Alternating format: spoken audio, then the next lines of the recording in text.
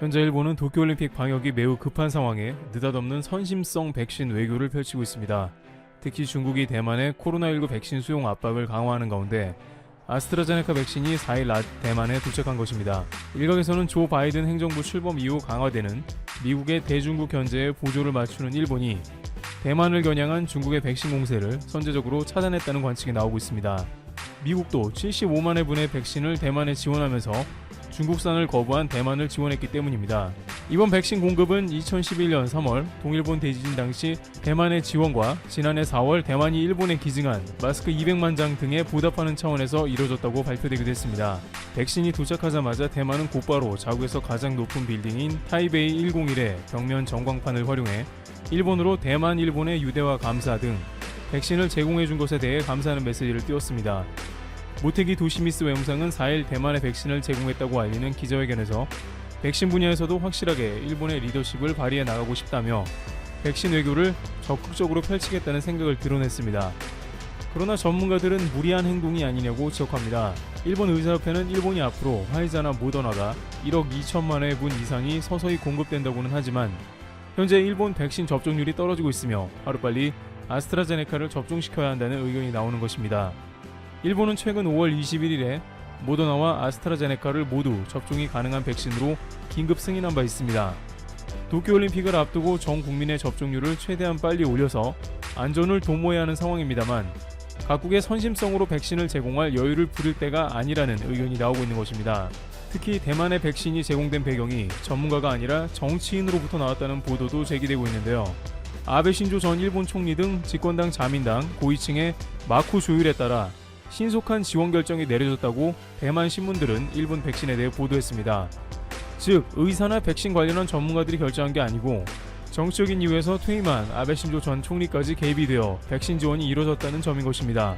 한국의 경우 백신 관련한 결정은 전적으로 질병관리청이 담당하게 되어 있는 것으로 알려졌습니다. 질병관리청은 최근 얀센 100만 명분 백신이 도착하여 상반기에는 무난하게 1,300만 명 접종 달성이 가능하다며 전국민 집단 면역 가능성이 높아졌다고 백신 접종의 효율을 최대한 높이기 위해 애쓰는 모습입니다.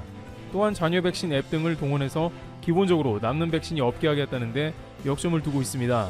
미국에서도 얀센 백신 100만 명분 예약이 이미 끝났다는 한국 소식에 박수를 치며 오마이갓을 연발했다고 합니다. 하지만 일본에서는 화이자가 넉넉한 게 문제가 아니고 백신 접종이 여러 가지로 매우 늦어지고 있다는 점입니다. 백신은 준비되어 있더라도 여전히 주사기 부족으로 인해서 화이자 백신 접종의 속도가 나지 않습니다. 화이자 백신은 1회에 0.3ml를 맞춰야 하는 것이나 눈금에 표시된 것은 0.3ml가 아니므로 의사들은 접종의 난색을 표하는 상황이 연출됩니다. 또한 특수주사기가 아니라 잔여량이 버려집니다. 6회 접종할 것을 5회만 접종이 가능해서 상당량이 이런 식으로 폐기 처분되는 것으로 파악됩니다. 그런데 일본 정부는 한술 더 떠 베트남에도 이달 중 조기에 백신을 전달하기 위해 국제기구를 거치지 않고 미국과 같이 다이렉트로 줄 방침인 것으로 알려졌습니다. 그런데 이러한 미국 따라하기는 결국 일본의 독이 될 것인데요. 미국은 백신 접종을 상당히 빠르게 진행했고 또한 백신 생산국으로 백신이 모자라는 경우는 없지만 일본은 당장 도쿄올림픽을 앞두고 한시라도 빨리 자국민 접종 속도를 올려야 한다는 의견이 나오는 것입니다. 그런데 이미 도쿄올림픽 조직위와 일본 정부가 너무 늦었다는 소식이 들려오기 시작했다는 것입니다. 현재 일본은 도쿄올림픽 예선을 비롯한 각국의 선수단이 조금씩 입국하는 모습이 나오고 있는데요. 그런데 이 가운데 확진자가 발생했으며 생각보다 매우 심각한 문제로 발전하고 있다고 합니다. 일본 축구협회 JFA는 지난 3일 U24 가나 축구 대표단이 일본 입국 시 공항 검역소에서 열린 항원 검사 결과 선수 한 명이 코로나 바이러스 양성 반응이 나왔다고 발표한 것입니다. 그런데 문제는 그 다음 도쿄올림픽 조직위의 대처인데요. 이 선수 한 명을 격리시키는 것 외에는 조치를 안 한 것입니다. 나머지 선수단은 훈련소로 바로 배치가 되었다는 것인데 같은 비행기를 타고 온 사람들이므로 도쿄올림픽 기간 중에 얼마든지 양성으로 전환되어 집단 발병의 가능성이 있다는 것입니다. 그런데 여기서 문제는 도쿄올림픽 조직위원회가 확진자 처리 문제를 아직도 검토 중인 것으로 나왔는데요. 일본의 일간지 겐다이에 따르면 현재 도쿄올림픽 조직위는 선수촌과 경기장 등에서 코로나 양성자가 발생 시 어떻게 해야 한다는 규칙을 아직까지도 만들지 않고 검토 중 상태로 남겨둔 것으로 알려졌습니다. 예를 들어 혼자 출전하는 경우가 아니라 여러 명이 팀을 이뤄 경기하는 다양한 종목의 경우에 팀원 한 명이 코로나로 판정이 되었을 경우에 이 팀 전체를 기권으로 처리해야 할지 혹은 한 명만 격리해서 처리할지 결론을 못 낸 것입니다. 또한 올림픽 선수촌에서 확진자가 나왔을 경우 그 다음에 어떻게 처리할지 코로나 관련한 대책이 전무한 것으로 알려져 있는 것입니다. 문제는 도쿄올림픽 조직위가 감염 가능성이 있는 사람들을 올림픽 출전을 강행시킨다는 움직임도 보이는 것입니다. 확진자와 접촉된 사람들은 무조건 격리를 시키고 추이를 봐야 하는 게 원칙입니다만 도쿄올림픽에서는 출전을 하지 못하면 그야말로 많은 게임이 부전승으로 끝나게 될 수 있는 것입니다. 예를 들어 유도나 양궁 같은 종목의 경우 토너먼트 방식으로 모두 쌍을 이루어 출전해야 합니다만 이 중 확진자가 한 명이라도 발생하면 모두 감염 위험이 높아지므로 부전승이 주어져야 합니다. 이런 일이 반복되게 되면 올림픽 자체의 흥미나 박진감이 크게 떨어지는 상황이 발생하게 되는 것입니다. 따라서 올림픽 조직위가 PCR 검사를 제대로 안 하고 경기를 강행할 가능성도 제기되는 상황이 나옵니다. 또한 일본의 금메달 유망주 선수나 이런 사람들이 코로나에 감염되면 금메달이 좌절되는 상황이 나올 수도 있게 됩니다. 이를 우려한 올림픽 조직위가 아직도 올림픽 중에 확진자 발생에 대한 결론을 내지 못한 것으로 알려져 있습니다. 하지만 전문가들은 올림픽을 한 달가량 앞두고 이러한 일본 정부의 태도는 올림픽을 위험천만하게 만든다 경고합니다. 그러나 벌써부터 앞서 가나 U24 대표뿐만 아니라 또 다른 선수단이 입국하며 확진자 문제가 계속 속출하고 있습니다. 지난 3일 일본 국가대표 축구팀은 자메이카와의 친선 경기를 갑작스럽게 취소해버렸습니다. 이유는 PCR 검사 자메이카와 일본 방식이 달라서 일본에서 인정해줄 수 없다는 것이 그 이유였습니다. 따라서 10명가량의 자메이카 선수단이 비행기에 못 탔고 결국 해당 친선 경기는 취소된 것으로 알려졌습니다. 이는 일본 스포츠협회와 다른 나라 사이에 의사소통이 제대로 되지 않고 있음을 의미하고 있는 것입니다. 도쿄올림픽에 오는 선수단이 많으므로 이런 문제가 얼마든지 추가로 발생할 수 있어 우려되는 대목입니다. 하지만 확진자는 매일 도착하는 선수단에서 계속 발생하고 있고 그 처리도 문제가 되고 있습니다. 지난 4일에는 키르기스탄에서 월드컵 예선을 위해 선수단이 도쿄에 입국했습니다만 선수단 중에서 한 명이 PCR 양성 판정이 났습니다. 문제는 첫날에는 음성이었고 그 다음날 다시 체크한 것이 양성이 나온 것입니다. 음성이 나왔으니 다같이 숙소로 이동했을 것이고 그 사이에 또 감염이 퍼졌을 우려를 하고 있습니다. 이들은 올림픽 선수단도 아닌데 벌써부터 코로나 감염이 속출하고 있는 모양새가 나옵니다. 문제는 앞으로 도쿄올림픽이 시작되면 축구단 1개가 아니고 150개국이 넘는 국가에서 선수단이 온다는 점입니다. 도쿄 나리타공항은 PCR 검사 행렬로 북새통을 이루며 선수들끼리 모여있다가 확진자가 더 발생할 수 있는 것이죠. 또한 여기에 막상 올림픽이 시작되면 올림픽 조직위가 미처 생각하지 못했던 다양한 상황도 발생할 걸로 보입니다. 따라서 일부 종목들은 계속해서 발생하는 확진자 때문에 경기가 뒤로 미뤄지거나 실력과는 관계없이 상대방이 코로나에 걸리면 메달이 저절로 주어져 버리는 코로나 메달도 발생할 것으로 예상되는 상황입니다. 이는 올림픽 정신과는 거리가 멀기도 하며 또한 올림픽의 가장 관심사인 흥행 측면에서도 실패할 것으로 보입니다. 이와 같이 일본은 아직까지도 한국의 독도를 삭제하지 않으며 도쿄올림픽을 무리하게 추진하고 있습니다. 그러나 결국 도쿄올림픽은 흥행 면에서나 코로나 방지 면에서 모두 실패할 것으로 예상되고 있습니다. 일본은 현재 상대 영역에서 미사일을 저지하는 능력, 이른바 적기지 공격 능력 보유와 관련해 뜨겁게 달아오르고 있습니다. 자민당이 공식 제안했고 아베 총리가 적극 수용하는 방향으로 흘러가고 있습니다. 현재 기자들이 해당 정책을 총괄하는 고노 방위상에게 질문을 던졌습니다. 적기지 공격을 고려하는 경우 주변국의 이해가 중요하지 않습니까? 질문을 들은 고노 방위상은 어이없다는 표정을 지으며 되물었습니다. 주변국은 어디를 말하는 겁니까? 아마도 중국이나 한국이 아닐까요? 중국도 미사일을 계속 늘리고 있는데 우리가 왜 양해를 구해야 합니까? 그러면 한국은요? 한국의 양해가 왜 필요합니까? 우리가 우리 영토를 방어하겠다는데. 발언이 알려지며 큰 논란이 일고 있습니다. 적기지 공격 능력은 적국에 있는 탄도미사일 발사시설 등을 폭격기나 크루즈 미사일로 공격해 파괴하는 것입니다. 상대의 진영을 타격하는 것이기 때문에 사실상 공격에 해당합니다. 게다가 선제적 타격입니다. 불길한 기미만 보여도 먼저 쏘겠다는 겁니다. 참 어이가 없죠? 원래는 이지스 어시오를 도입하기로 했습니다. 육상 배치형 탄도미사일 요격 체계죠. 방어무기입니다. 하지만 도입이 무산되자 일본은 황당하게 공격 카드를 꺼내들었습니다. 일본 현지에서는 평화헌법에 근거한 전수방위 원칙에 어긋난다는 비판이 쏟아지고 있습니다. 전수방위 공격을 받을 경우에만 방위력을 행사하는 것입니다. 일본 당국은 비판을 피하기 위해서 말만 살짝 바꾸었습니다. 적기지 공격 능력을 상대 영역에서 미사일 등을 저지하는 능력으로 말이죠.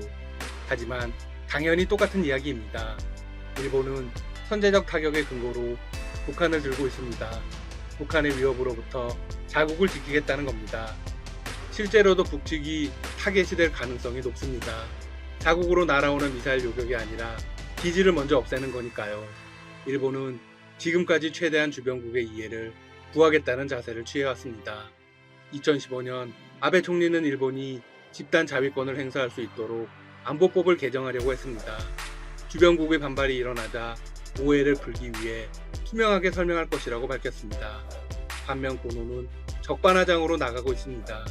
하지만 주변국의 양해는 필요 없다면서도 마지막에는 이렇게 말했습니다.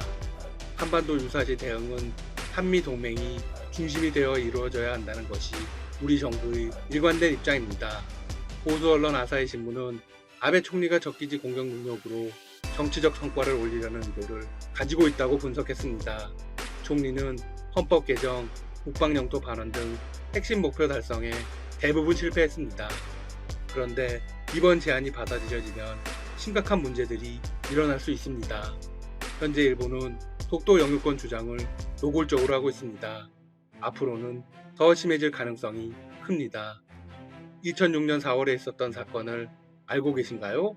독도 관련 문제로 사실상 나라가 뒤집어질 만한 일이 일어났습니다. 일본이 느닷없이 지난 30년 동안 실시하지 못했던 독도 인근 해역 수로 조사라는 카드를 들고 나온 것입니다. 결국 한국 정부가 국제 수로 기구에 실효적으로 지배하고 있는 독도 해역의 해저 지명 신청이라는 당연한 권리 행사를 연기하도록 만드는데 성공했습니다. 일본이 트집을 잡아 우리의 당연한 권리를 포기하게 만든 것이죠.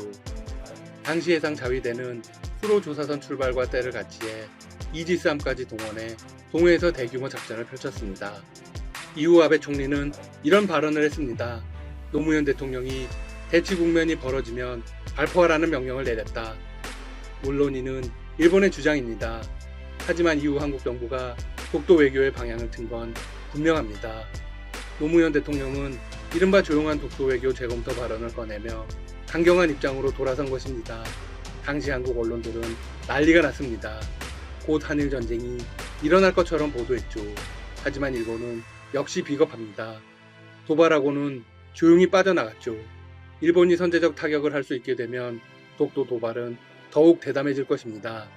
한편 일본은 국제 무대에 독도 영유권에 관한 문제를 계속 제기하고 있습니다.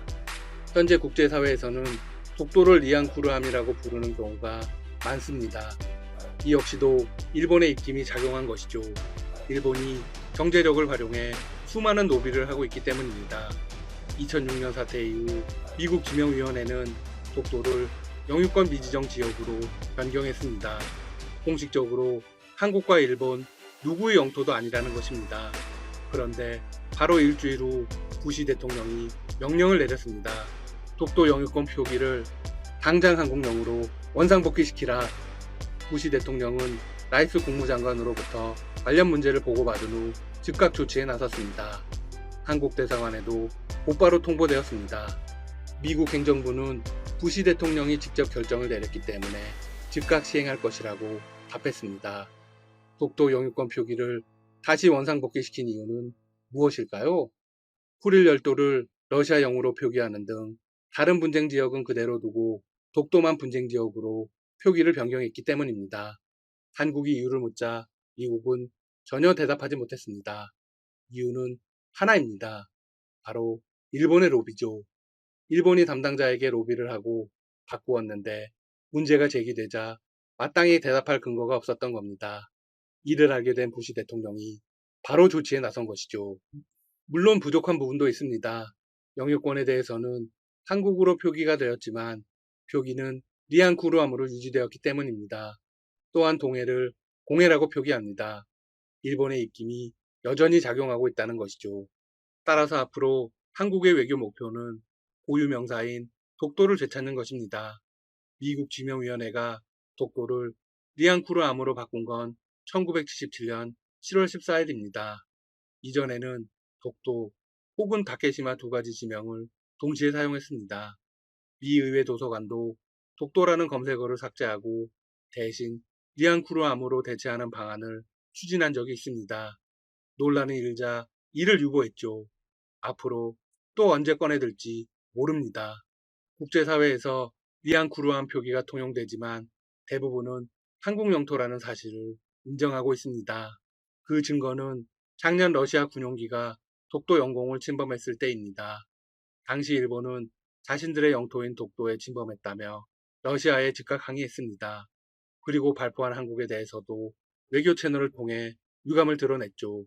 그런데 러시아는 기기 오작동에 의한 실수라며 한국에 공식 사과를 했습니다. 일본에게는 대꾸도 하지 않았습니다. 전혀 안중에 없었죠. 뿐만이 아닙니다. 이 사태에 대해 미 국무부도 러시아 초계기가 한국의 영토를 침범했다고 했습니다. 미국 현지 언론들도 마찬가지였습니다. 결국 독도가 한국의 영토라는 사실을 국제사회에서 다시 한번 증명한 셈이 되었습니다. 일본은 제대로 망신을 당했죠. 독도가 자국 영토라는 주장이 허황되다는 걸 우리나라뿐 아니라 국제사회에서까지도 인정한 것이니까요. 지금까지 닥터시사TV였습니다. 여러분 시청해주셔서 감사합니다. 구독과 좋아요 부탁드립니다.